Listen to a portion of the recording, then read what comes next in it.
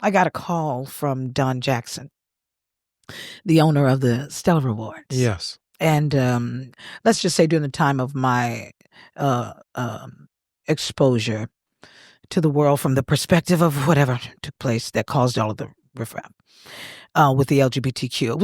It was not, let's start here. It was not for them. I'll get back to that. I'm on Don, aren't I? Yes. Okay, bring me back to when it started, okay? All right. I'm 52, don't judge me. You look great. Thank you. This brain of mine doesn't like to agree with it, neither does my knees, but that's another story. But Don Jackson gave me a call and he says, we want to honor you. Here it is, 8 years after the event. And he says, we want to honor you with the Aretha Franklin Icon Award. Wow. And I did not want to separate myself from that opportunity whatsoever. Right. And the reason that I say it that way is because I had to think before saying, yeah, that I don't mind it, because they were silent so long. They never said anything. Except that you were not welcome.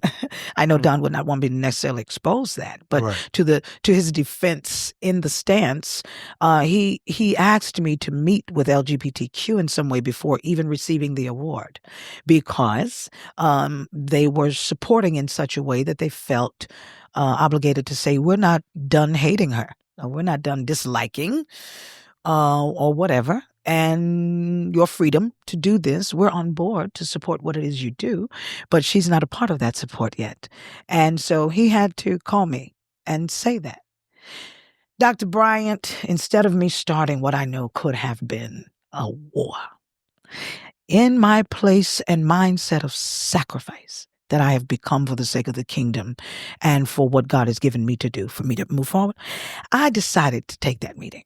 I said, instead of me saying, okay, hello, everybody, it's Kim Burrell. As you know, I've been championed as the Aretha Franklin Icon Award winner by the Stellar Awards. They've told me to come. I've told you to come. And I'm so proud of the moment. But I just got a call that says I've not been invited to come because there are people on the team who have not yet accepted that I'm worthy of this award, and Don has agreed. Instead of me taking that and extending it and saying all of what I could have said, it only would have started a conflict with gospel. We're already suffering. Right.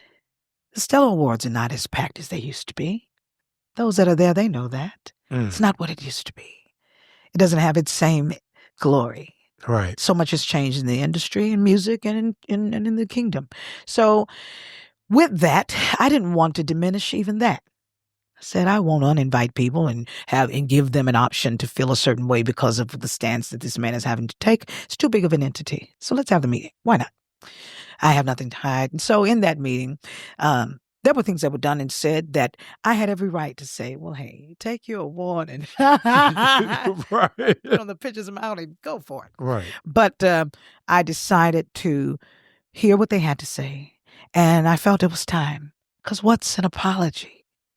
If it's not needed, there are a lot of times that I heard and saw words that people identified themselves as LGBTQ, and they were saying on there, and I didn't hear it as ridicule, I swear it.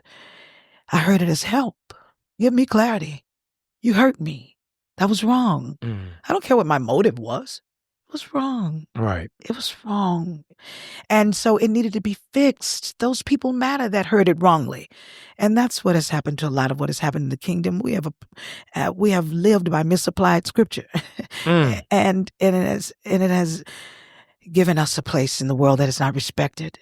And we have to almost beg people to believe in God again, because he has been named something that he is not. And he has been represented in large spaces in the nature that he is not. And he has been taught. And he has been a version of him has been taught that has made a lot of people not want the true and living God.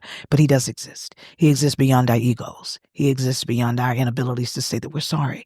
He exists beyond what we call church. And I just want those who have interest in God to take interest in him based on your own account. Search for him through where it is you believe he is. And the church is not always, but he is still in the church. As to why I'm here with you, as to why I continue to do it in his name, in churches, he still is in church. And I just hope that people who have been offended by me, by other preachers, will consider again, let me look at my camera, God again, beyond us. That's all. No, it's beautiful.